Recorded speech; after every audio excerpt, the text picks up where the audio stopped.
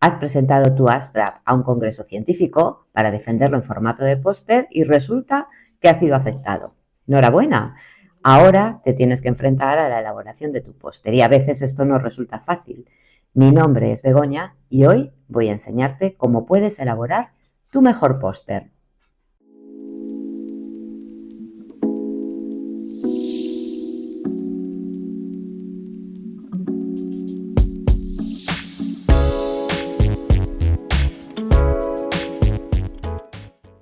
Como ya sabes, las tres formas fundamentales de comunicación científica van a ser el artículo científico, la comunicación oral y el póster científico, y cada una tiene un objetivo diferente. En un artículo científico está diseñado para ser leído, la comunicación oral está diseñada para ser escuchada y el póster científico está diseñado para ser visto, para ser leído y para ser comentado con los autores. El formato póster tiene una serie de ventajas. En primer lugar, es un soporte visual muy atractivo que puede llamar mucho la atención de los congresistas.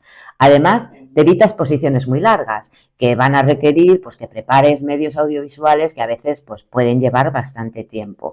Y además tiene una ventaja que a mí me parece fundamental, y es que te lo puedes llevar puesto. Es decir, tú te puedes llevar tu póster y exponerlo donde tú quieras, por ejemplo, en tu lugar de trabajo para que tus compañeros también puedan acceder a tu investigación.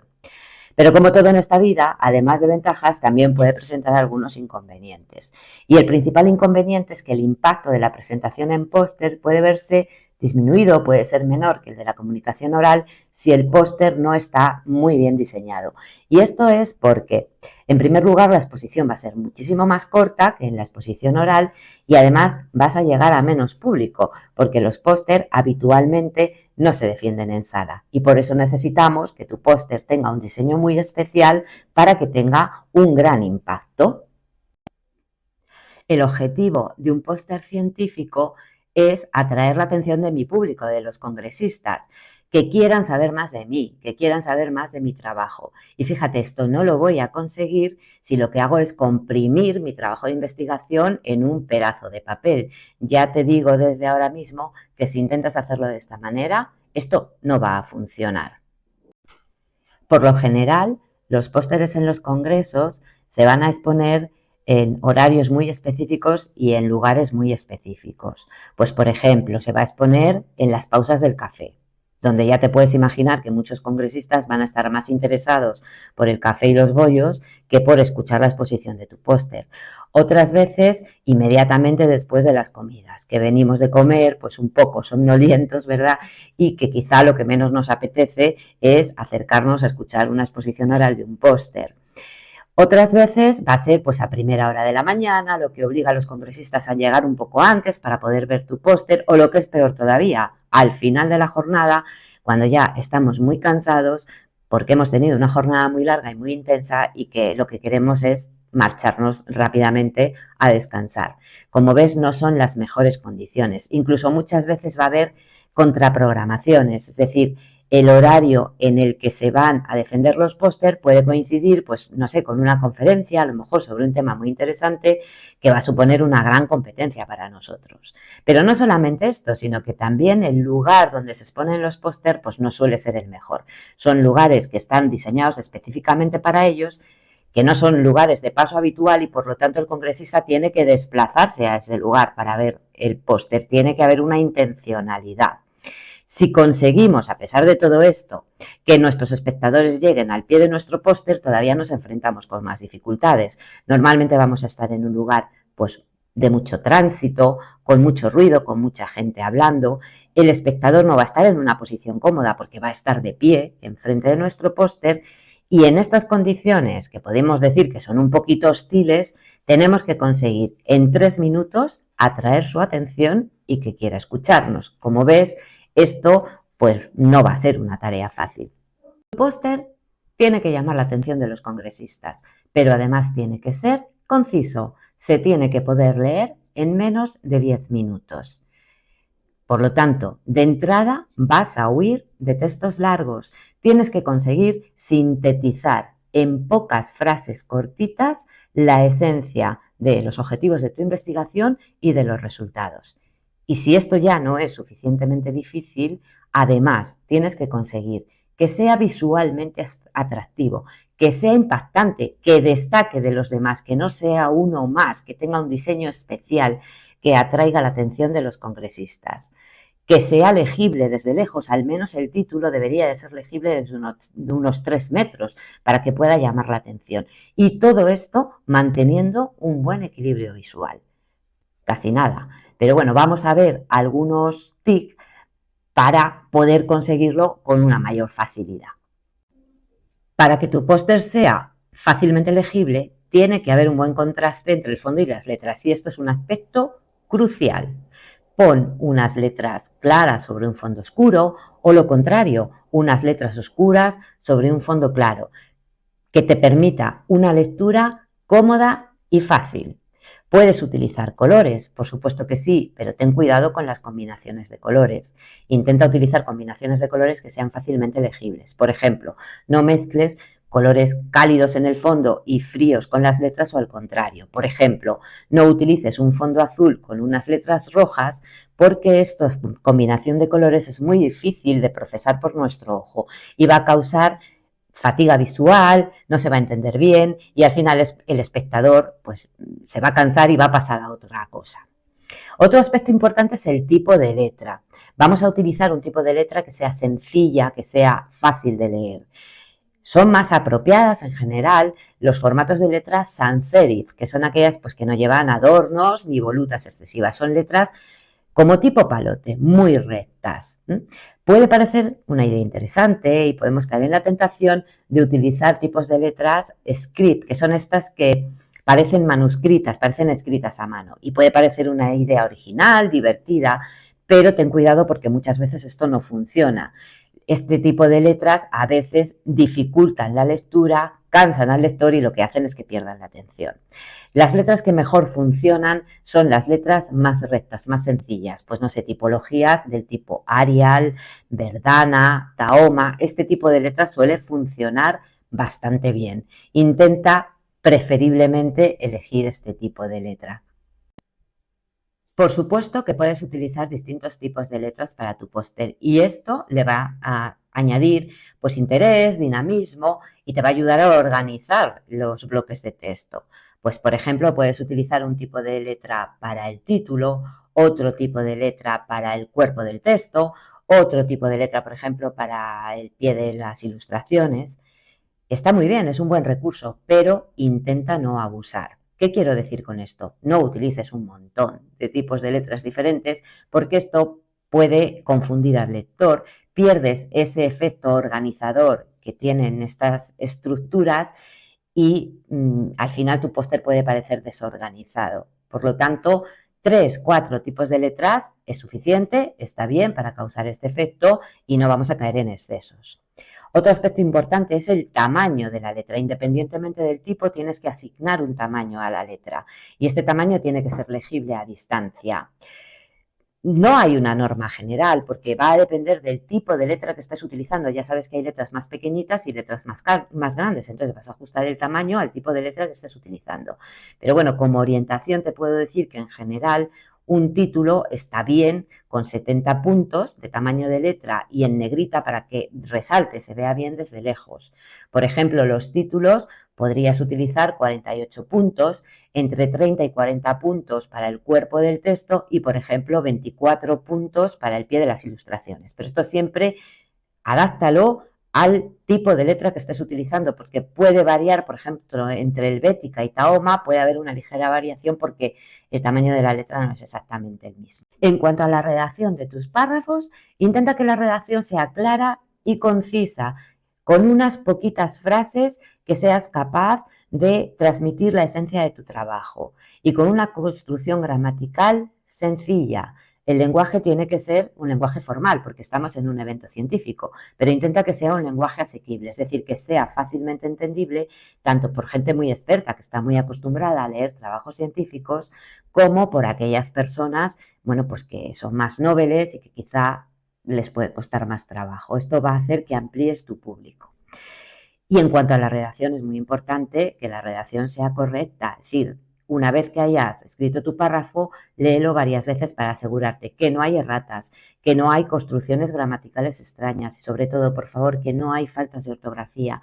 No hay nada que dé peor impresión en un póster que un párrafo mal redactado, con construcciones gramaticales incorrectas o con faltas de ortografía.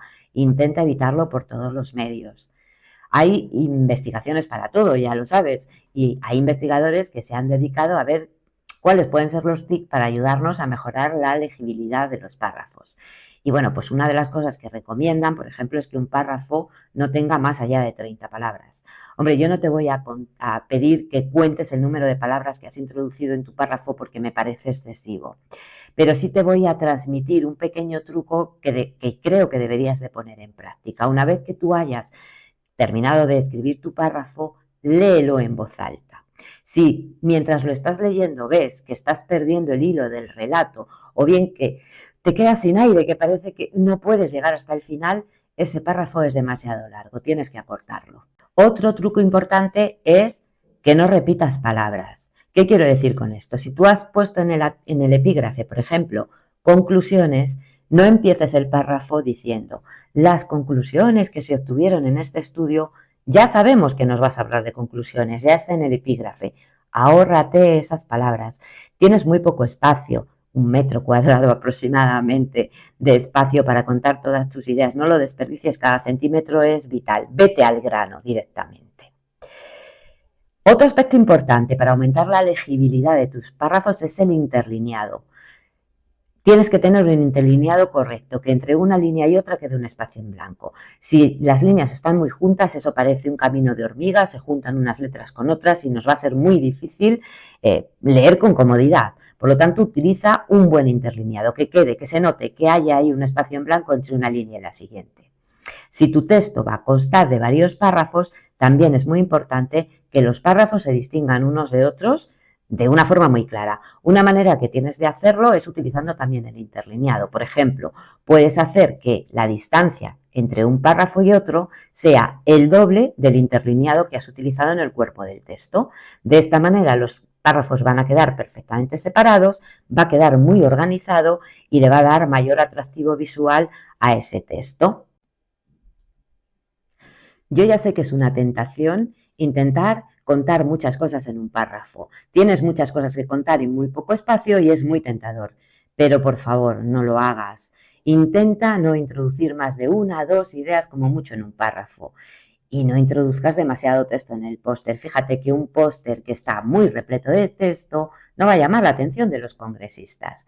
Hay una regla que puedes utilizar, te puede venir bien como orientación, y es: el espacio total que tienes en el póster vamos a dividirlo en 4 partes. El 50% como máximo se lo vamos a asignar al texto. Un 25% va a estar dedicado pues a imágenes y elementos gráficos y el otro 25% se va a quedar en blanco. De esta manera vas a conseguir un buen equilibrio visual y es un truco que siempre funciona. Podemos utilizar los colores como gancho para atraer la atención de los espectadores. Por supuesto que sí. El color lo puedo utilizar pues para enfatizar algunas partes de mi póster, destacar algunas cosas o simplemente como un recurso decorativo para captar la atención del lector. Claro que lo puedes utilizar y debes de utilizarlo, pero como en todo, sin excesos, con moderación. Un póster que esté lleno de colorinchis realmente lo que va a hacer es distraer la atención del lector sobre el contenido del póster, probablemente le va a producir fatiga visual y va a pasar a otra cosa rápidamente. Mi consejo es que elijas una paleta de colores con 3, 4 colores que son los que vas a utilizar a lo largo de tu póster, combinándolos entre sí para resaltar aquellas partes que más te interesen. Y en cuanto a qué color utilizo, bueno, pues esto ya depende de tu vena artística. O sea, ya sabemos que los colores tienen determinadas propiedades, tienen capacidad para transmitirnos algunas emociones y también para cambiar nuestra perspectiva visual. Y esto lo puedo utilizar en el póster. Pues, por ejemplo, los fondos que tienen un color neutro y que son muy claritos van a transmitir una sensación de serenidad, de claridad, ¿vale?, de limpieza, en definitiva. Y además tienen otra característica, y es que son muy fáciles de combinar, con lo cual cualquier elemento gráfico que yo vaya después después poner encima de este fondo me va a quedar bien porque va a combinar perfectamente. Con lo cual puede parecer una gran idea utilizar exclusivamente fondos pues que sean muy claritos, de colores neutros, pues no sé, el blanco, el beige, marrón clarito, una cosa así, un gris, pues puede parecer una buena idea, pero no es lo único, fíjate, porque los colores fríos también tienen sus características, o sea, los colores fríos nos aportan serenidad, tranquilidad, por lo tanto, es más fácil que el lector tenga más propensión a quedarse un ratito más mirando tu póster porque le transmite esa serenidad. Y además los colores fríos tienen la capacidad de crear perspectiva, alejan el fondo. Si yo pongo un fondo frío en un póster, da la sensación de que lo alejo. Si yo esto lo combino con elementos gráficos que yo quiera destacar en unos tonos más cálidos, estos tonos cálidos hacen que ese objeto parezca que está más cerca, me lo acercan la perspectiva. Y entonces crea una especie de efecto tridimensional que puede ser muy interesante y puede ser muy impactante. Pero no solamente eso, es decir, los colores pasteles, los tonos pasteles, pues hombre, los tonos pasteles son más tranquilos, más serenos, con lo cual puede parecer una buena idea utilizar, sobre todo en los fondos, colores pasteles. Pero claro, también sabemos que los colores que son muy saturados, pues crean mucho dinamismo y dan ahí un toque de dramatismo que puede llamar mucho la atención de nuestros lectores. Por lo tanto, yo no te puedo decir cuál es el mejor color que puedes utilizar. Prueba, juega, haz distintas combinaciones y quédate con aquella que a ti más te guste. Un aspecto muy importante es la configuración de tu póster. Es súper importante, tan importante que va a constituir el 95% del éxito de tu póster. ¿Y a qué me refiero con configuración? Pues la forma en que tú vas a organizar los distintos elementos que tiene que contener el póster en el espacio del que dispones. De esta manera vas a poder conseguir resaltar aquello que es más interesante para ti, resaltar aquello que tú quieres que el lector sea lo último que se lleve en la retina. Y para esto la configuración es fundamental. Te voy a poner un ejemplo. Si tú elaboras un póster que tiene mucho texto y que en la parte central tiene una imagen o un diseño gráfico, inmediatamente la atención del lector se va a ir hacia esa imagen. Si eso es lo que tú querías, si tú querías atraer la atención sobre esa imagen, fenomenal, lo has hecho muy bien, lo has conseguido. Pero si lo que tú querías era atraer la atención del lector sobre, pues no sé, por ejemplo, las conclusiones del trabajo, en este caso estás cometiendo un grave error de diseño. Para poder planificar bien tu póster, tienes que saber dos cosas fundamentalmente. Lo primero, cuál va a ser el tamaño de tu póster y segundo, qué elementos son los que vas a tener que introducir en el póster. En cuanto al tamaño del póster, suele ser estándar. Los pósters suelen tener 90 centímetros de ancho y 120 centímetros de largo. Ese es el formato habitual. Pero, de todas las maneras, consulta siempre, por favor, en las normas de presentación de trabajos de la organización a la que mandes tu póster, cuáles son las medidas en concreto para ese evento, porque esto puede variar. Hay veces que, por ejemplo, la organización del congreso solamente dispone de expositores de póster que sean un poquito más pequeños y entonces te va a pedir que te ajustes a estas medidas. Consúltalo siempre y asegúrate de que estás realizando el póster con las medidas correctas. En cuanto a la orientación, pues hombre, la verdad es que la orientación horizontal, como apaisado, es más visual, es más fácil de leer y me permite mejores combinaciones y un diseño más atractivo. Pero desgraciadamente la mayoría de las veces te van a exigir que el formato sea vertical. Si tienes suerte, podrás elegir qué tipo de formato, pero asegúrate siempre de que vas a disponer de expositores en formato horizontal si presentas tu póster en este formato, porque sería una auténtica pena que después de todo el trabajo que te ha llevado la elaboración del póster, cuando llegues allí a colgarlo, lo tengas que poner torcido, porque has perdido todo el impacto visual que has estado trabajando durante todo este tiempo. ¿Cuáles son esos elementos que tienes que incluir en tu póster?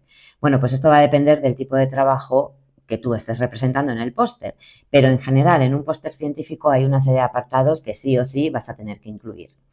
El título, por ejemplo, que va a ser lo primero. El título debería ser un título claro, conciso, no más allá de 15 palabras y a ser posible que sea una frase muy impactante que llame mucho la atención de los lectores. Pero en cualquier caso el título tiene que ser el mismo que pusiste en el abstract que mandaste al Comité Científico del Congreso. Por lo tanto, el título ya lo hemos trabajado en el abstract. A continuación del título, la autoría, es decir, qué autores han elaborado este póster. No más de 6 y hay que introducir pues el contacto por lo menos del autor principal para que si algún lector está interesado en tener más información sobre el trabajo pueda ponerse en contacto con nosotros de una forma fácil. Otro apartado que vas a tener que incluir es la introducción y los objetivos o la hipótesis de trabajo. Puedes introducirlo en forma de párrafo, intenta que el párrafo no tenga más allá de 200 palabras, pero si puedes introducirlo en forma de gráfico, con una ilustración o combinando un texto más corto con un gráfico, por ejemplo, muchísimo mejor. Otro apartado que hay que incluir sí o sí en nuestro trabajo es el material y los métodos. Igual, vamos a intentar que sea un párrafo de no más allá de 200 palabras y, a ser posible, acompañado con algún elemento gráfico que aporte información. Pero lo que es importante es que no repitas información. Es decir, si yo estoy introduciendo un gráfico que me está dando información, esa información no tiene que ir después en el texto. No me tengo que repetir. Recuerda que tenemos muy poco espacio, tenemos muchas cosas que contar y cada centímetro es vital. Por lo tanto, no te repitas.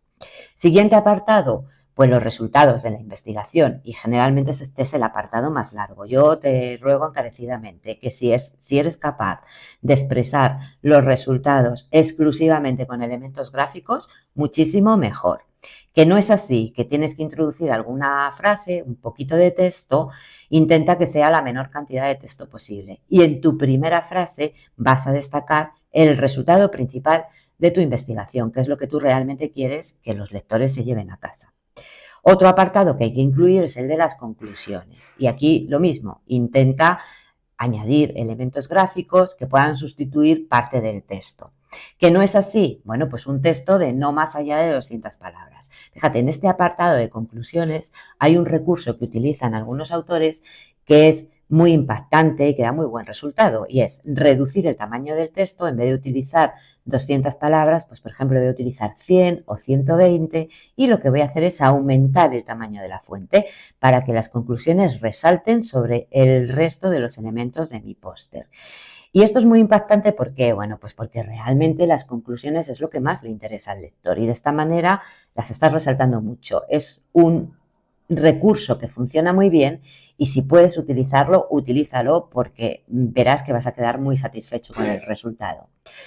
Otro apartado que tienes que incluir va a ser el de las referencias bibliográficas. No siempre, ¿vale? Hay organizaciones que no te van a exigir que pongas referencias bibliográficas en el póster. Fenomenal, te ahorras ese espacio y lo puedes utilizar para otros elementos del póster. Pero en otras ocasiones sí que te las van a pedir. Bueno, tampoco tenemos que emplear demasiado espacio. 4 o 5 referencias bibliográficas, las más importantes, es suficiente, no tienes que incluir más. Pero eso sí, asegúrate de que están incluidas en el formato adecuado, en el formato Vancouver. Y por último, puede ser que tengas que introducir en tu póster un apartado de agradecimientos. Pues si, por ejemplo, hay una entidad que te ha financiado parte o la totalidad del trabajo o alguna entidad que de alguna manera ha colaborado en la elaboración del trabajo y entonces necesariamente las tienes que nombrar. Pero no es necesario que te alargues mucho, con 30 o 40 palabras es suficiente. También puedes aprovechar para introducir aquí, pues si hay algún conflicto de intereses que tiene que quedar reflejado en el póster, puedes utilizar también este apartado para conseguir este objetivo. Y estos son todos los apartados que tienes que incluir. Y una vez que conoces cuál es el tamaño de tu póster y cuáles son los elementos que tienes que incluir, ahora ya podemos empezar a jugar con la estructura. Y de lo que se trata es de ir combinando el texto, los gráficos, las imágenes, de tal manera que consigamos pues un diseño visualmente atractivo. Y aquí las posibilidades son infinitas. Por ejemplo, puedes colocar todo el texto en un lado del póster y todos los diseños gráficos en el otro lado, o bien colocar todo el texto en la parte superior, los diseños gráficos en la parte inferior. Las posibilidades, como te digo, son infinitas. Se trata de conseguir un diseño que visualmente sea impactante y que sea atractivo. Si estás muy perdido y no sabes por dónde empezar, una buena idea puede ser utilizar las plantillas prediseñadas que traen algunas aplicaciones, como por ejemplo puede ser Canva o PowerPoint o Adobe Illustrator.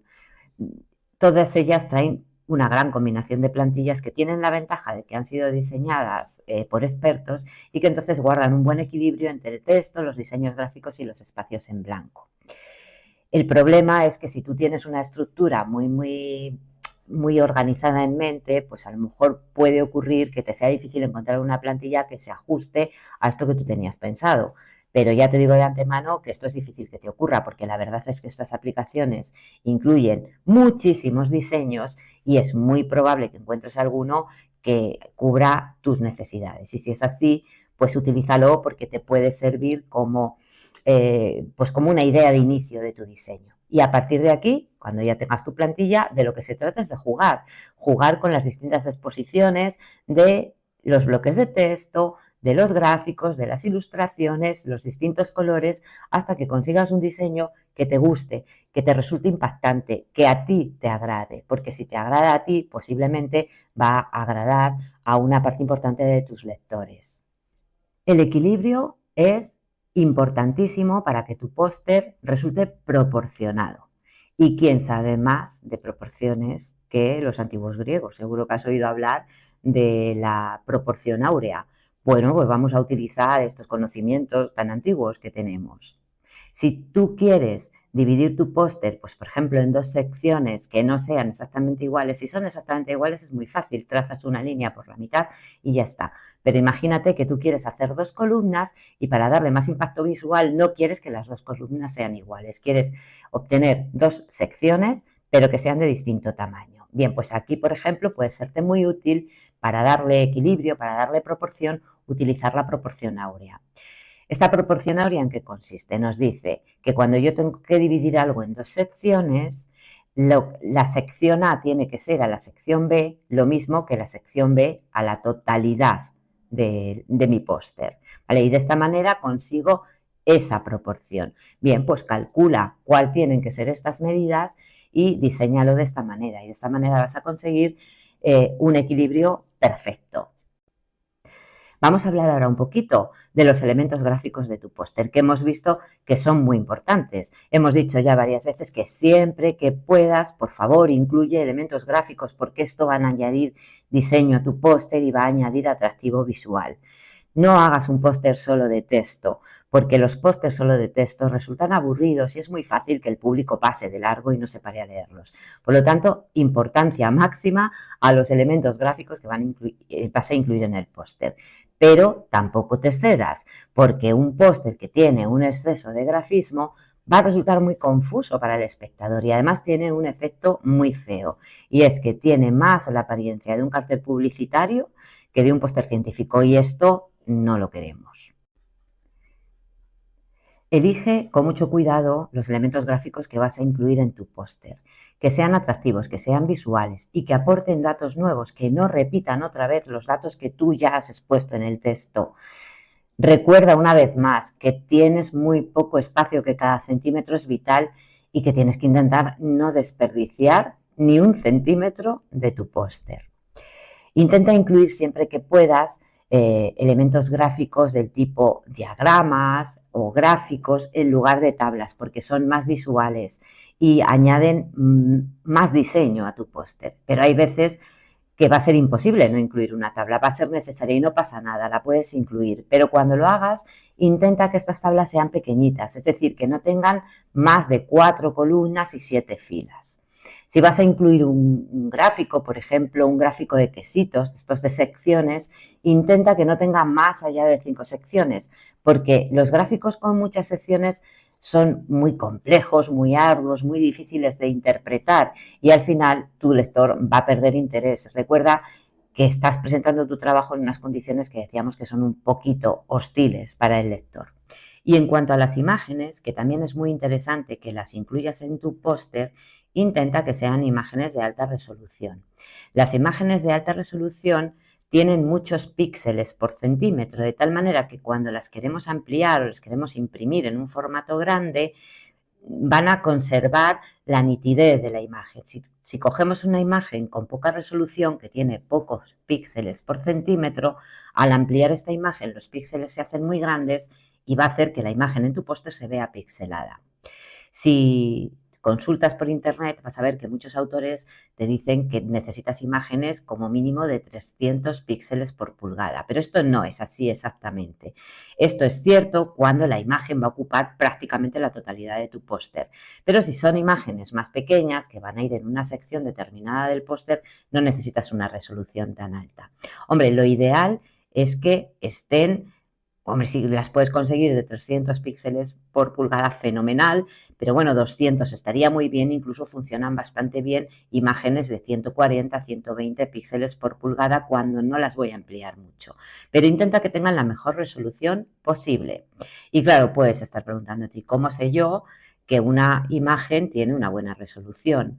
Bueno, pues para ello lo que tendrás que hacer es ir a un programa de edición. Por ejemplo, puedes utilizar el Paint, que seguramente lo tienes instalado por defecto en tu ordenador.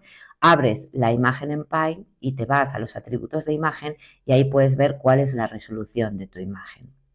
Y súper importante, cuando incluyas una imagen en un póster, asegúrate por favor que puedes incluirla, es decir, que estás respetando los derechos de autor. ¿Vale? Hay veces que aunque te bajes una imagen de un banco de imágenes gratuito, por ejemplo, ¿vale? Pues este banco de imágenes te permite utilizar la imagen pero bajo determinadas condiciones. Hay veces que te van a poner restricciones, por ejemplo, pues que no puedes modificar la imagen o no puedes utilizarla con fines comerciales o tienes que dar la autoría de esa imagen, tienes que nombrar en tu trabajo quién ha sido el autor de esa fotografía. Consulta esta normativa en cuanto a los derechos de autor y cúmplela siempre para que después no vayas a tener problemas. Y lo mismo ocurre con las imágenes de Creative Commons, que aunque estamos acostumbrados a pensar que son gratuitas, muchas de ellas tienen algún tipo de restricción. Si es necesario citar al autor de la fotografía, no pasa absolutamente nada. Al pie de la ilustración se cita al autor, respetamos los derechos de autor y eso no va a hacer que nuestro póster pierda impacto ni pierda atractivo visual. Y por último, vamos a hablar de la defensa de tu póster, de la exposición oral, que quizá es la parte que nos pone más nerviosos. Tenemos muy poquito tiempo para hacer esta exposición oral. Habitualmente las exposiciones, las defensas de los pósteres no duran más allá de 3 a 5 minutos y tampoco necesitas mucho más, porque ten en cuenta que un espectador de pie delante de tu póster y en este sitio que hemos dicho que tiene mucho tránsito, mucho ruido, no va a aguantar más de 10 minutos, con lo cual tampoco necesitas mucho más tiempo porque perderías la atención de estos oyentes, de estos espectadores. Por lo tanto, fíjate, necesitamos que una vez que les hemos atraído visualmente y se han acercado a nuestro póster, en los primeros 3 a 5 segundos seamos capaces de captar su atención para que sigan nuestra exposición. Colócate al lado del póster, no te pongas nunca delante porque impides una buena visibilidad. Y cuando los espectadores se acerquen a tu póster, no empieces a hablar inmediatamente. Dales unos segundos para que recorran visualmente el póster. Y ahora sí, comienza. Intenta comenzar con una frase impactante, con una frase que llame mucho la atención. Recuerda, tienes entre 3 y 5 segundos para captar la atención del oyente. Y ahora que ya tenemos su atención captada, vamos a comenzar nuestra exposición. Y aquí lo que tienes que hacer es contar las ideas fundamentales de tu póster de una manera ordenada y coherente, pero no lo leas. Los espectadores no necesitan que tú les leas el póster, ellos ya saben leer. Lo que necesitan es que tú resaltes cuáles son los aspectos más importantes que consideras que tiene tu póster, esos aspectos por los que tu investigación es tan importante. Es una gran idea que tengas preparadas copias de tu póster en formato pequeño, por ejemplo, unas copias en DIN A4, para que las puedas repartir entre aquellas personas que muestran interés por tu trabajo. También puede ser una buena idea tener preparadas unas tarjetas de visita donde aparezca el nombre del autor principal y su contacto para que también puedas repartirlas entre las personas interesadas y que facilite su contacto, que ellos puedan llevarse algo físico para que después, tranquilamente, cuando estén en el hotel o estén en su casa, puedan volver a tu póster. Puedes entregarlas directamente en mano, pero yo te aconsejo que montes una mesita pequeña al lado del póster y que dejes allí el material para que aquellas personas que estén interesadas puedan acceder fácilmente a él y llevárselo. ¿Podrías darlo en mano? Es cierto, pero muchas veces resulta más invasivo para las personas el que yo les dé un papel, casi que les estoy obligando a cogerlo, y resulta mucho más elegante ponerlo a su disposición y que ellos lo puedan coger si así lo desean y no se sientan obligados a llevarse ese papel. Y esto es todo. Espero que esta información te haya sido de utilidad. Si es así, compártela con aquellas personas que consideres que pueden aprovecharla. Y si te gusta el contenido de nuestro canal, no te olvides de suscribirte y de dar clic a la campanita para que YouTube te avise cuando subamos un nuevo vídeo. Nos vemos pronto.